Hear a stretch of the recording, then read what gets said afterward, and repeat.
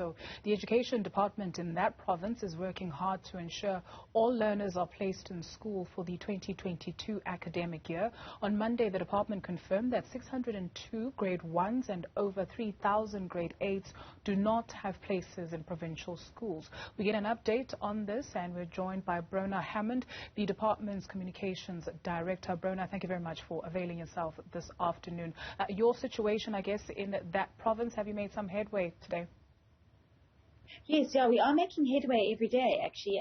We have reduced it to 575 grade 1s and 3,014 grade 8s. But, every learner that we do place, at the same time, we're getting a late application. So it is a moving target, and it's very difficult for us because we use the information that we received the previous year to plan for the next school year. So we have received 32,000 late applications this year and counting. So we are expecting more late applications, but obviously all hands are on deck in terms of trying to place the learners as soon as possible. Right. In Gauteng, at least, the MEC for Education, Banyaza Lesufi, noting that it's not because they were not prepared, but because of an influx of learners who are coming into the province. What kind of challenges are you faced with in the Western Cape? Yes, we have a similar issue as Gauteng. In the Western Cape, we have approximately 18 to 20,000 learners that come from other provinces that were unregistered in the previous year in the Western Cape. So it is a challenge for us because that requires the building of 18 to 20 new schools every year just to accommodate those additional learners. And we do not simply have the budget for that at the moment. So it is challenging for us, and we're trying all our best to try and accommodate learners despite our problems and issues with budget and resource allocation. So we have we're building mobiles as we speak. We've erected 46 mobiles. We've expanded classrooms in high schools. We have allocated 506 educators, in terms of to try and accommodate the influx. Because it's not just about the classrooms, you need the educators also to go with it. So it is a huge budgetary issue, and the fact is that the influx of learners is creating a huge issue in our province. We have been saying this for years. If we have 20,000 more learners every year coming into this province, it is going to catch up with us sometime, and it has certainly caught us up with us now. Please help us make sense of this budget issue. Mm-hmm. Well, let's say if you have 1,000 learners coming into the province, you need a school for those 1,000 learners. Plus, you need a teacher for those learners. You need furniture, equipment. So it does add up. The fact is that at the moment we're only able to afford to build about 6 to 7 schools, and we always have an issue in terms of trying to catch up with the teacher allocations in terms of our basket of posts.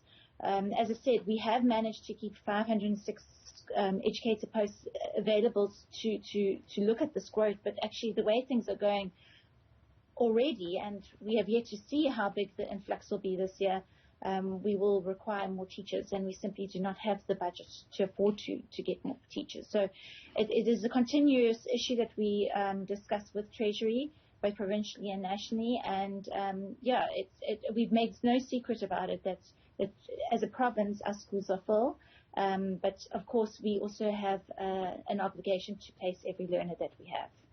That you have to go hat in hand begging for more money from Treasury should tell us as a public what, especially about taking education seriously in this country?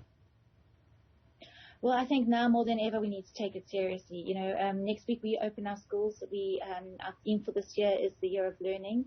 And the reason why we've chosen this theme is because of the absolute damage this pandemic has caused to our sector in terms of learning.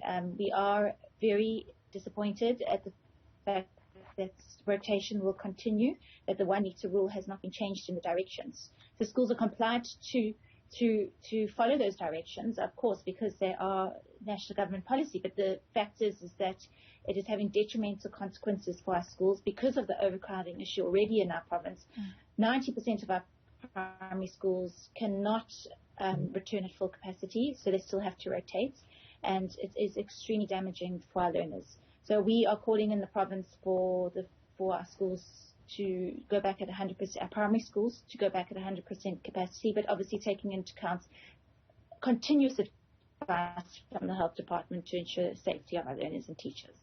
How do we bolster education or beef up our offering of education in this country with all these factors that you have mentioned, from the budgetary issues to an influx of learners who are coming in every year that, you know, haven't been planned for? What do you perceive should happen? Well, I think it involves all of our continuous engagement and support. You know, we had systemic tests that were conducted at the end of last year. We are the only province to conduct systemic tests.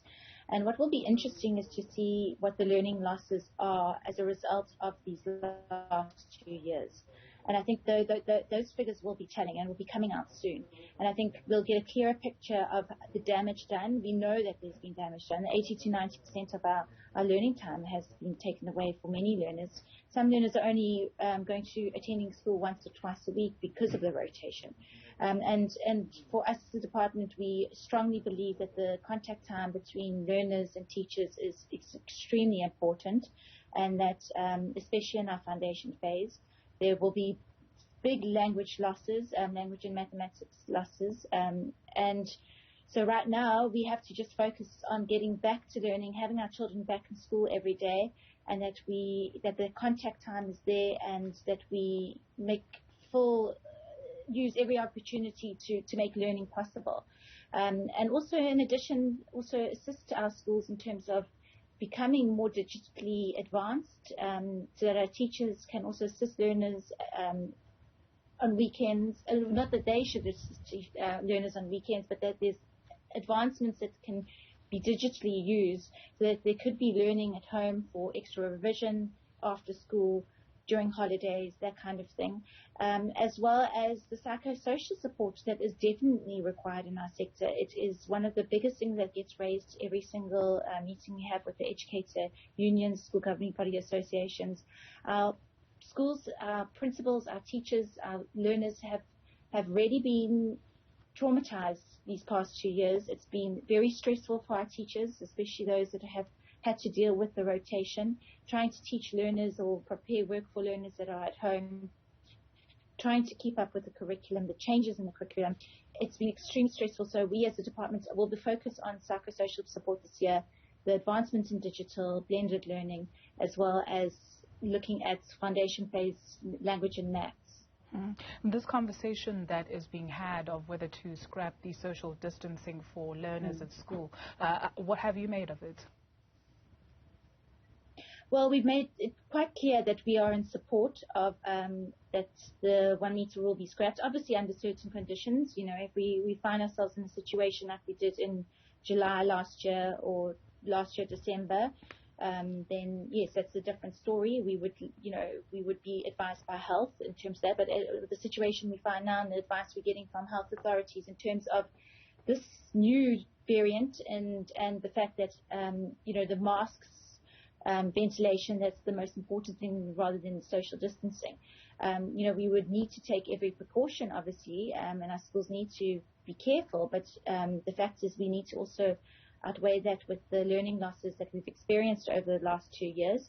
So in terms of our province, we are definitely in support of the 1 meter rule being scrapped, and so that we don't rotate further. But obviously we want to be guided by the health authorities on a continuous basis. But at the moment, that's where we are looking for a change in the regulation. Bronagh Hammond is the Communications Director at the Western Cape Education Department. Thank you for availing yourself.